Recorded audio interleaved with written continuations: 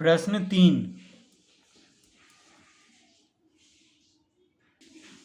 Sign ए बराबर 3/4 तो cos A और टैन ए का मान परिकलित कीजिए। तो साइन ए बराबर कितना दिया हुआ है? साइन ए बराबर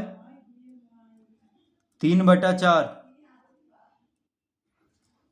साइन ए बराबर दिया हुआ है 3/4। तो साइन थीटा बराबर क्या होता है? तो साइन थीटा बराबर होता है P/H। तो P क्या है? लंब को P से लिखते हैं, कर्ण को H से लिखते हैं और आधार को B से।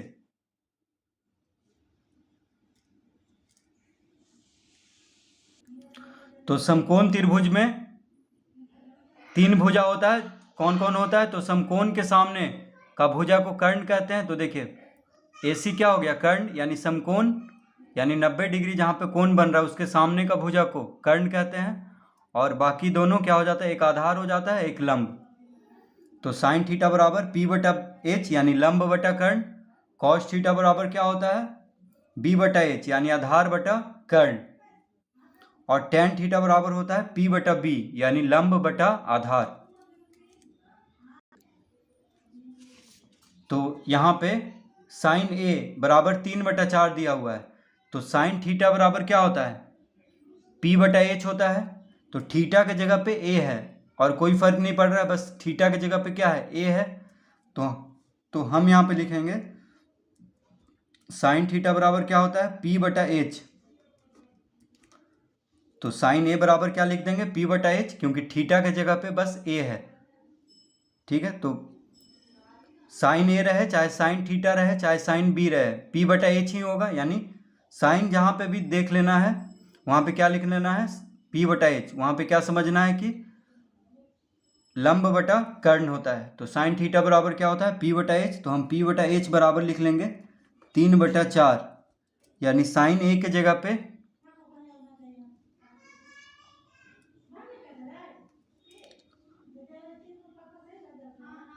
तो साइन ए के जगह पे क्या लिख लेंगे? P/H। और साइन ए बराबर 3/4 दिया हुआ है तो P/H बराबर 3/4 लिख लेंगे। या अब इसको इस तरह लिख सकते हैं, देखिए P/3 बराबर H/4। तो ये कैसे हम लिख सकते हैं? तो देखिए तिरछा जब गुना करेंगे या इस तरह इसको समझेंगे। देखिए 3 कहाँ पे है? ऊपर में, अंश में है यहाँ पे। तो इसको जब इधर भेजेंगे तो हर में हो जाएगा, यानी बराबर के दायां तरफ 3 ऊपर में है यानी गुना में है। तो 3 को जब इधर भेजेंगे तो भागम हो जाएगा यानी नीचे हो जाएगा, यानी हर में। तो 3 यहाँ पे आ जाएगा। और H कहाँ पे है? तो बराबर के बायां तरफ बटा में है यानी भागा में है। तो H को इधर भेजेंगे तो गुना में हो जाएगा, यानी 3 यहाँ पे आ जाएगा और H इधर चला जाएगा। ठीक है, तो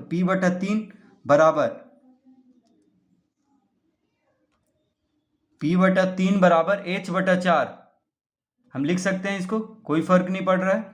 तो P/3 बराबर H/4 बराबर हम K मान लेंगे।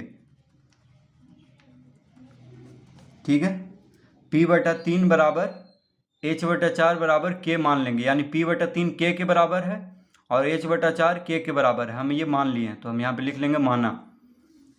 ठीक है, तो P/3 K के बराबर है और H/4 भी K के बराबर है। तो लिखेंगे अतः P बराबर, तो P/3 K के बराबर है। ठीक है, P/3 K के बराबर है। तो P बराबर क्या हो जाएगा?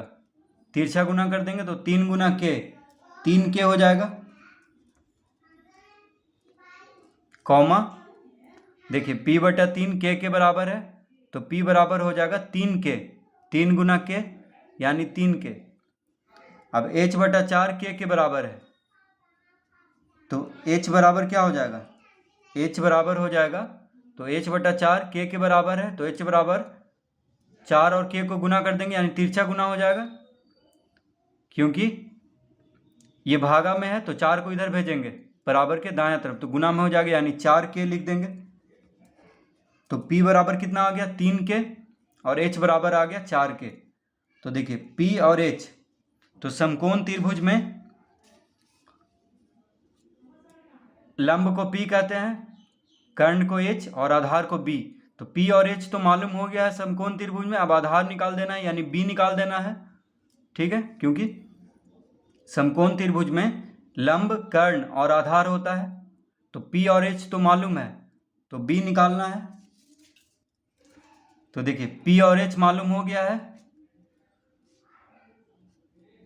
अब क्या निकाल देना है, तो B निकालना है। ठीक है, तो B बराबर, यानी आधार बराबर B, आधार को B से लिखते हैं। ठीक है, तो आधार बराबर होता है समकोण त्रिभुज में पाइथागोरस प्रमेय से आधार बराबर क्या होता है, कर्ण का वर्ग माइनस लंब का वर्ग का अंडर रूट। कर्ण का वर्ग माइनस आधार का वर्ग का अंडर रूट। तो कर्ण कितना है, 4k। देखिए h कितना है, 4k, तो 4k का वर्ग माइनस p कितना है, 3k। p कितना है, 3k है, तो p के जगह पे 3k लिख देंगे और इसका अंडर रूट इस तरह कर देंगे, तो b निकल जाएगा। तो 4k का वर्ग, तो 4 का वर्ग 4 चौक 16 और k का वर्ग यानी 16k स्क्वायर माइनस 3k पूरा पे वर्ग यानी 3 का वर्ग, 3 तिहाई 9 और k का वर्ग इस तरह लिख लेंगे। तो 16k square minus 9k square, तो 16 में से 9 घटाएंगे तो कितना आ जाएगा, तो 16 में से 9 गया 7, यानी 7k स्क्वायर का अंडर रूट इस तरह लिख लेंगे। तो देखिए, तो 7 पूर्ण संख्या नहीं है तो इसका वर्गमूल, अपरिमेय संख्या होता है तो बस हम √7 ही लिखेंगे यहाँ पे। ठीक है, √7 और k स्क्वायर है तो k स्क्वायर को अंडर रूट में से निकालेंगे तो k हो जाएगा, यानी √7k आ गया। क्या आ गया, √7k। तो लिख देंगे क्या आ गया हमें, b बराबर कितना आ गया, √7k, यानी b मालूम हो गया है। b कितना हो गया, √7k, और p और h दिया हुआ था, यानी p और h कितना है, 3k। तो p है 3k और h है 4k।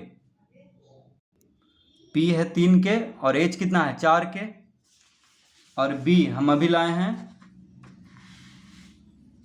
b कितना लाए हैं, √7k।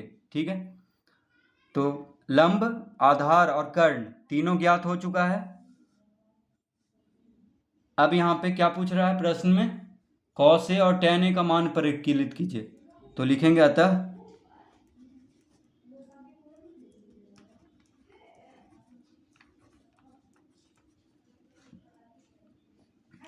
cos A बराबर, तो cos थीटा बराबर क्या होता है, b बटा h।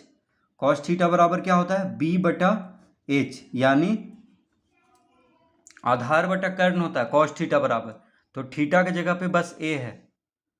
ठीक है, तो cos A बराबर क्या हो जाएगा, b बटा h, यानी cos थीटा बराबर b बटा h होता है, तो cos A बराबर भी b बटा h होगा, क्योंकि थीटा की जगह पे क्या है, a है। ठीक है, तो b बटा h ही लिखेंगे।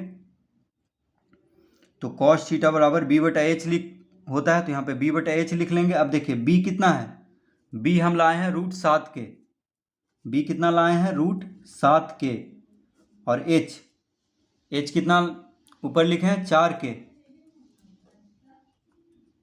h कितना लिखे हैं ऊपर, 4k। तो देखिए k से k खत्म हो जाएगा, यानी कितना आ गया, √7 बटा 4, √7 बटा 4, यानी cos A बराबर कितना आ गया, √7 बटा 4, कॉमा देंगे अब यहाँ पे। तो